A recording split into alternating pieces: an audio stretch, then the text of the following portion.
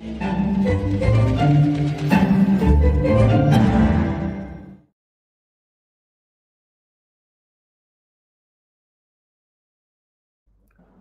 morning. Welcome to Hi. the edition of the podcast to celebrate the 25th anniversary of chlorophyll. Today we Thank have with us robotics and AI genius Sneh Vaswani. Sneh created the world's first emotionally adaptive robot, currently called Miko 3.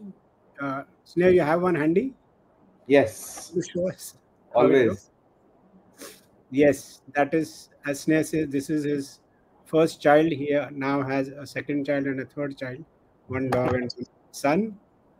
So, Sneh, I'm going to read out the figures of the astounding success of Miko, because it's too big for me to remember.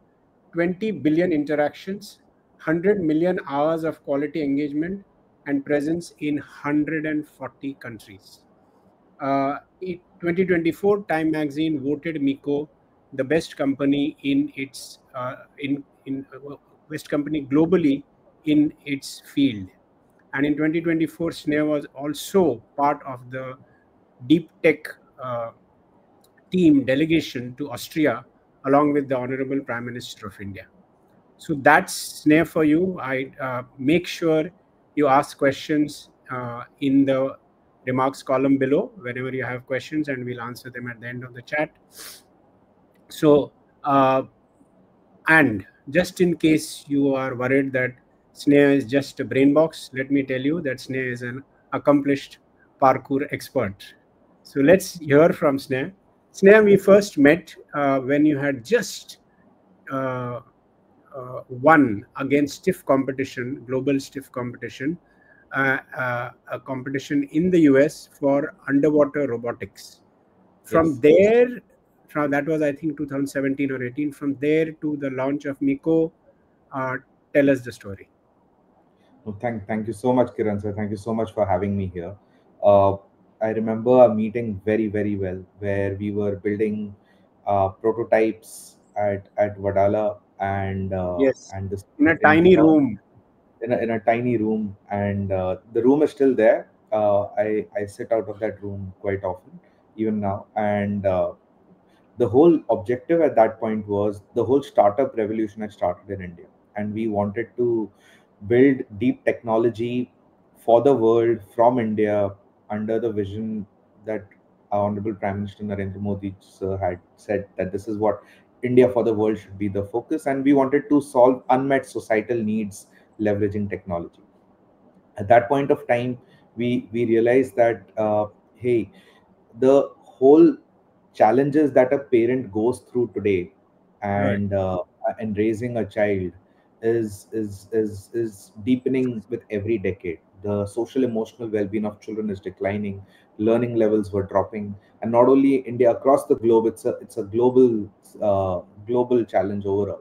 So we felt, how can we build a technology platform that can be loved by kids and trusted by parents, that engages, educates, and entertains a child, and reports the developmental metrics back to parents, and grows with the child as a companion. So what this platform would do is take the form of a character. It would talk to the child, play games with the child, teach them something Beautiful. new, and it's constantly working with the parents on what their needs are, and adapting to the family needs, and growing with the child through the early years of childhood of that the child and the family is going through. Within that, the parent gets quantified results on how well the child is doing. It aids in their parenting journey. It becomes a friend of the child. And over a period of time, the device became an entire ecosystem of content and services that it was delivering to the family. And now we have over 25 plus content partnerships with Disney, Paramount, Oxford, and a whole bunch of content companies across the world who publish their content on Miko, and Miko is now able to be culturally relevant to different geographies. So in India, it will be a very different Miko. In US, it will be a very different Miko. It's personalized to each child who's using it. The backend technology was built in house. The AI stack was built in house. We built our own SLM. We've now built our own LLM. We've trained it over the past 10 years, made it significantly better than any of the contemporaries of the big names available in the market right now when it comes to children interaction, when it comes to quality engagement with children. And over a period of time now, we've become a team of around 275 plus people. There's almost 200 people in R&D positions across product, across design, technology roles, 14 disciplines, continuously working on the intersections of learning and technology. Rolled out four variants of these robots over the past few years. Now, connected products around chess and board games have also been rolled out. Rolled out content, rolled out services, and now we've become the leading brand in the US market, where we've been growing at a CAGR of 60-70%. Three out Wow. of five know about the brand very well in the US market. We've forged strong partnerships with Walmart, Kohl's, Costco, and some of the top retailers in the world, where now we are deepening our journey of the brand in these markets. And I want to thank Chlorophyll team.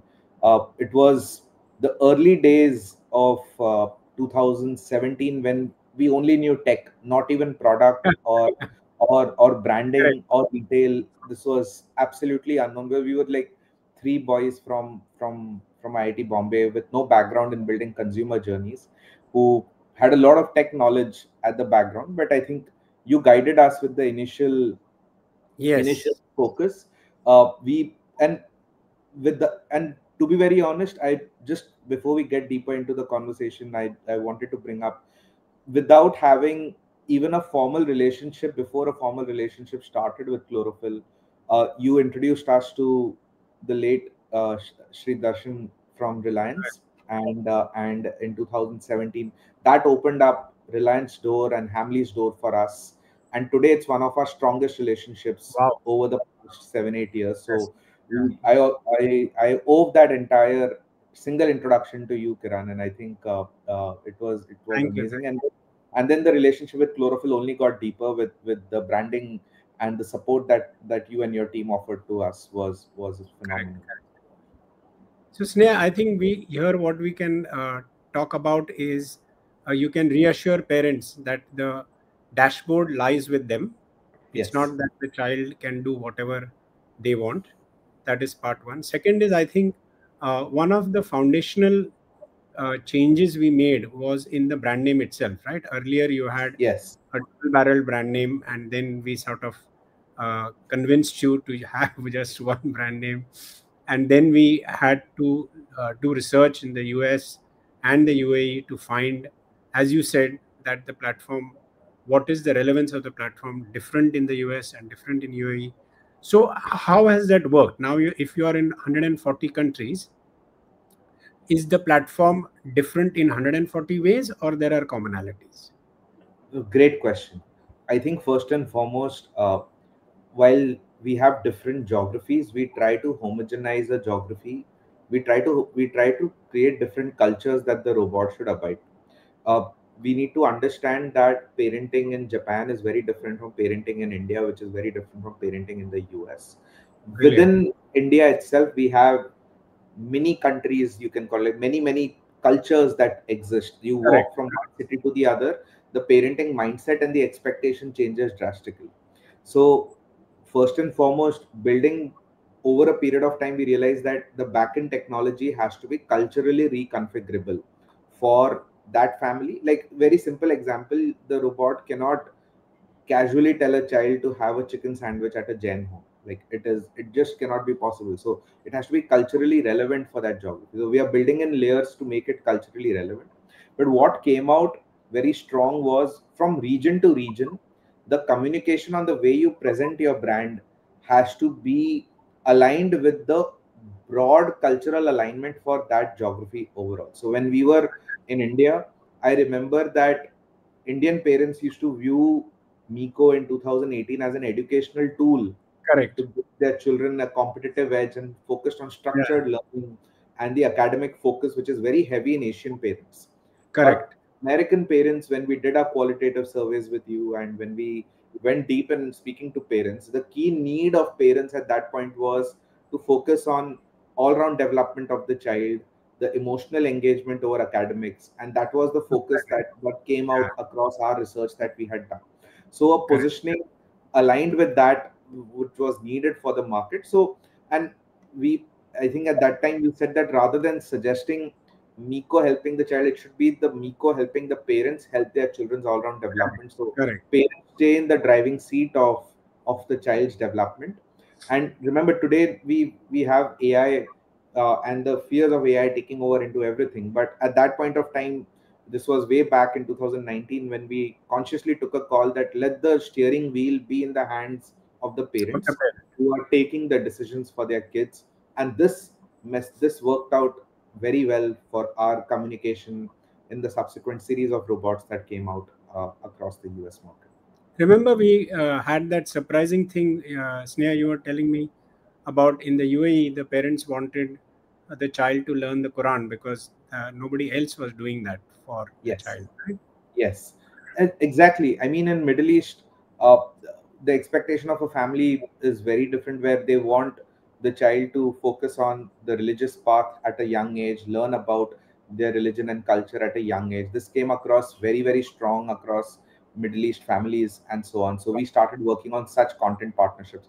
Even the kind of content that children view in different geographies is very different. So getting the content partnerships localized, getting the cultural alignment localized, getting the AI frameworks localized has been Fabulous. our focus all along. Yeah, yeah. So in a recent interview, Sneha, there was something else uh, beyond Miko that you mentioned, which really blew my mind. You said that why use AI only for the platform? Why not use AI for marketing? Because how else would I match the marketing might of my competitors? So you want to Correct. talk a little bit about how you did that? Yes, I think broadly the mindset has been very clear.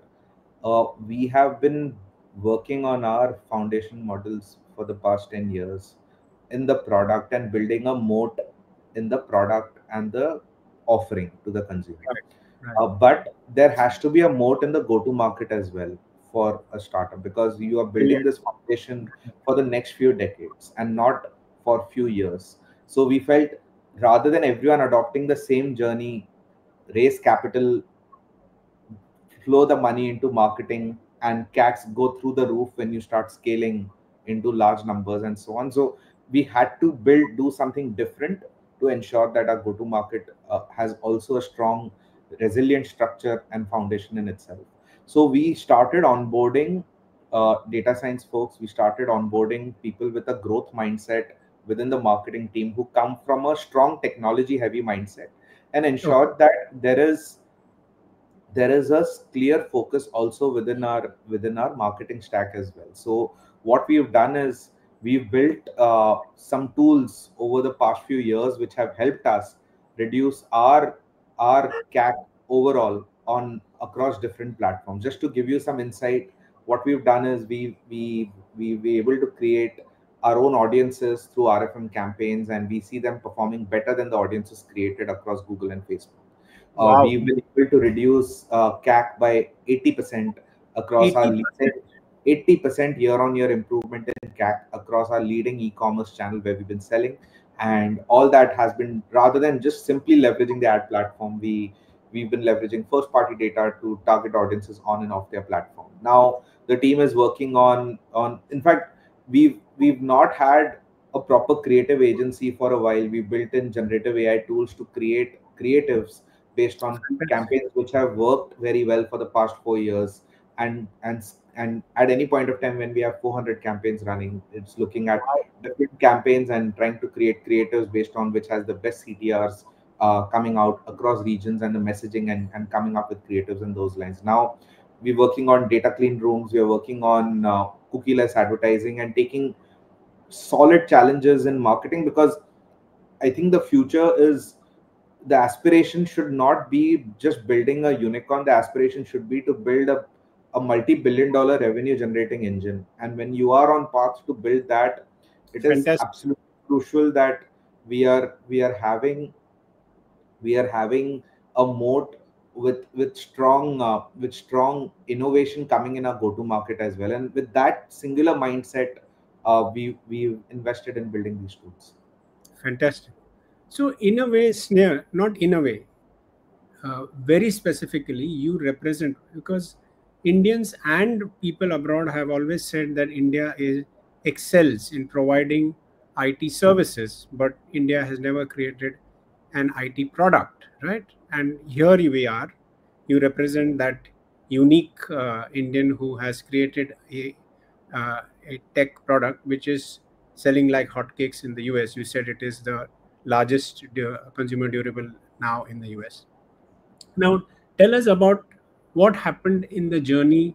Have the investors changed? Because earlier we said, oh, manufacturing is not something that we can do in India. We can't do it competitively.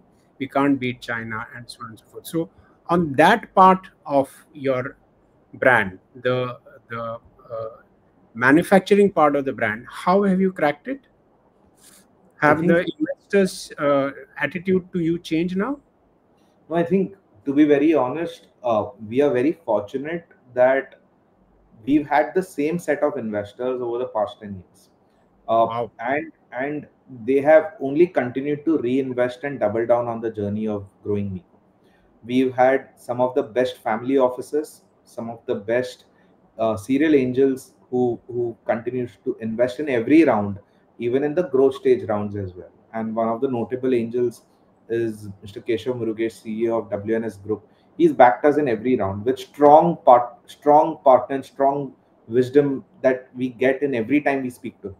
Our current set of venture capital investors, be it Chirate Ventures, be it Your Nest, be it Ivy Cap, be it IFL, they've been backing us subsequently in every round as we grow the company. I think most Indian investors feared deep technology because of the long gestation period that comes in, Right. uh, and which is obvious. But I think what matters is if you're able to deliver as a founding team on execution, and you're able to deliver on what you're committing to time and again, and if there are disruptions that happen, be it COVID, be it whatever the world is going through now, or however the situation, you have a clear path of execution taking there, which is backed by data, which is backed by rock solid execution. I think investors are happy to take that bet, and we've had, I think, the common string across all our investors, be it the VC funds, be it the family offices, be it the angel investors, each one of them has been in an operating position in running a business in some form or fashion through their career. So they can relate to the journey of building a company ground up, of building a category ground up, and how we executing. Just plain a theoretical background of investing and academic knowledge of investing, those guys have never backed Miko, and thankfully we also don't approach those investors anymore. It's purely those investors who continue to build businesses and gotten into the investing world, and they've continued to back us, and we are absolutely honored to have such a vibrant group of shareholders and investors with Miko. I think our manufacturing has grown. We now manufacture the product in India. We Fantastic. it is some of the most complex products are now completely done in India, end to end. India and I think the way the global macros are positioned, India is a very neutral country and does not take sides in any of the Right. conflicts. So it's very well positioned, and there will be no hurdles in the journey of growth of India as a country in manufacturing. So therefore that is where we see that, hey, those decisions that were taken few years back, we are reaping the benefits of those right now, and I think we'll continue to reap those benefits. So you don't need a China to create Biko. You can do it on. I think, to be very honest, today's world is very different. In 2015, it was very different. At that point of time, we we had some great partners who helped us get here. So all due credit to them as well. That Right. that helped us get through the early years of building it and so on. But today, the geopolitical situation and the global macros requires any brand to ensure as much diversification of supply chain as Okay. possible, Okay. and ensure that you are getting top quality products at the right price point. from every possible geography, because the situations keep evolving every 48 hours, and it's not even months or quarters, it's like situation is evolving every 48 hours. So you need to be ensuring that you are able to ramp up or ramp down any country based on how the situation is. Remarkable, remarkable. So to take look at your trend that you have used AI not just in the platform but also in marketing, is that applicable to manufacturing too? Are there benefits to be reaped in the usage of AI in manufacturing? 101%. I Wow. think there is enormous scope of leveraging automation, and automation need not just be replacing humans and bringing in machines. That's a preconceived notion. No, Okay. that's not the case. uh, we are working with some a lot of manufacturing partners have approached us to leverage our technology for productivity assessment of factory workers, to see how productive they are at an emotional level while they are assembling products and so on. So different use cases where machine and human can work together to improve the manufacturing yield is also being uh, prototyped and deployed. So I think the beauty of tech is that it can be expanded into multiple verticals, one step at a time, and there is enormous scope of bringing in AI into manufacturing as well. And Sneh, you had mentioned earlier that this entire learning and this beautiful use of AI in marketing and manufacturing, you might make it available to others. Is that true? Yes. So ultimately, we will bundle it into products and services in due course and have them rolled out for other companies to take benefits from them as well. And any category, I could be doing marketing in Any any category, category, any and I can category, use, any category. and in any category, it will still bring that 80%. Uh, uh, Over a period of time, yes. I see. I see. Yes. So when is this expected? So this is fantastic Sometime, news. sometime the back end of the year. Is it only applicable to startups or even established marketing? Established players as well. Established players as well. Oh, wow. Okay, okay. So we'll look forward to that. Is it applicable to brand consultants? You'll be the first one to give us feedback, for sure. I mean, you can Oh, try it out and feedback on how it's working. that's fantastic. So let us see. Are there any questions here in the remark section, in the comment section? 1 second. We'll see them on the screen if they come. Yeah.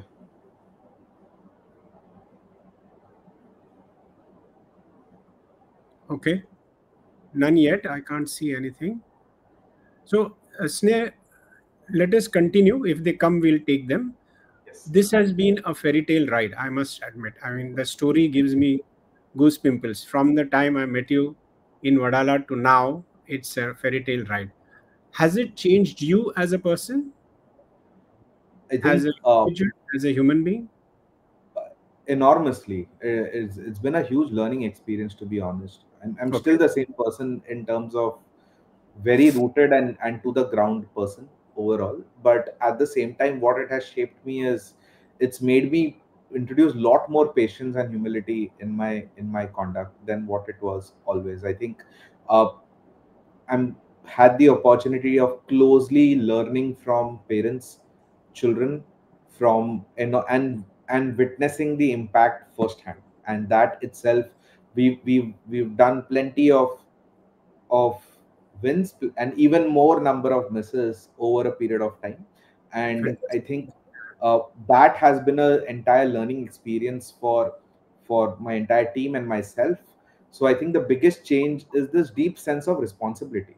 It's not just to create Beautiful. something successful, but to build uh, how do you say, something meaningful that can positively shape the lives of next generation is Absolutely. something that responsibility is very high. And each person, be it the product, be it the business side, be it the support functions, everyone carries them at Miko with a lot of sense of responsibility.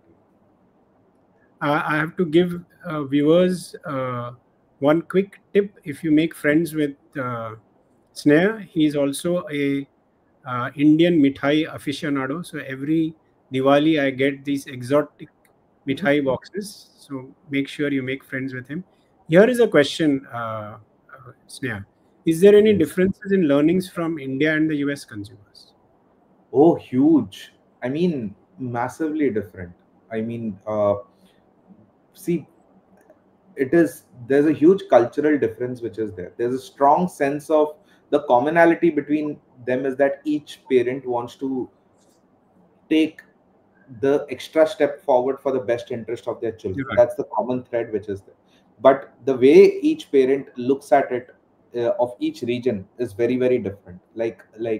Uh, I think like one of the things that I brought up is the strong focus on all round development and the strong academic focus in India is there, and broadly we've also witnessed changes in the consumer way of thinking in India and in the US over a period of 5 years. Just to give you a very simple example, 2018, 2019, a Miko like product, 98% were purchased by fathers and 2% by mothers.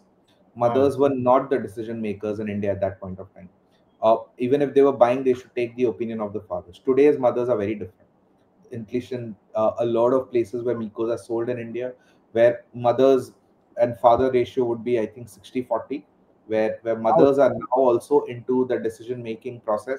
They take their decisions on their own and they are moving forward to take a call that this is in the best interest of my child. I'm buying this gadget, let's take it. So this was something that we didn't see 5-7 years ago. So I think there have been constant changes in the way consumers shop, consumers consume communication, which we are witnessing firsthand very closely by being at the ground, be it the US and India, and making a track of that, and so that we can better be able to serve our customers. Yeah. So, Sneha, remember we used to discuss this, and we used to say that in the US, Miko is the third parent. In India, it's the strict teacher. That is how we used to Correct, describe correct, Miko, correct. the difference between Miko and. So there aren't any more questions now. So it's time for me. I've said thank you to you for sharing your journey with me personally and with Chlorophyll. So I'm going to say it publicly now. One thank you to you, one thank you to Miko, and a third thank you to all our listeners. Thank you. We wish you not just, as you said, not just that you become a unicorn, that you become a brand that really changes how our younger generation grows all over the world. Thank you, Thank you Sneh. so much. Thank you so much. Thank you so much for the guidance and mentorship all these years. Thank you. Thank you. Thank you. Bye. Thank you.